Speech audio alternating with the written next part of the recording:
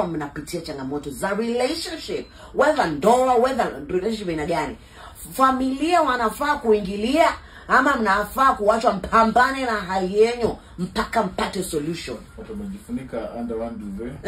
Wapambane na hali yao. Waje No offense, like what happened to the old school days kwenye unajificha tu, unaumia tu in silence. Squeeze dunia yote inajua. Mimi nimekwambia kwa sababu sasa wanao watu wanatusisha mpaka tuko Kenya tunaongea hii story. 3 months down the line tuwaone huko wameshikana mikono, wamepelekana huko sijui Bora Bora, unajua Bora Bora huko kwa visiwa vya Bora Bora.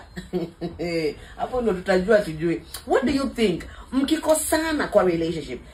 Ali G the DJ anasema waachwe wapambane na hali yao, lakini sasa unaona kama udem unajua leo unakuwa mdogo sana, wasipoingilia huyu jamaa atamaliza huyu jamani. But lakini ukisema unajua wanawake people mature more faster than us. So kana taliolewa at 19 akili ilikuwa inagonga 27.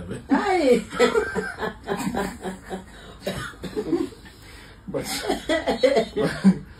but unasema wewe ni msichana kwa sasa hivi kwa sababu ako 20 sasa ako 24, unasema una 45. yeah, ile mzee amegonga mbele kabisa. Ona, what do you think? Familia inafaa kuingilia?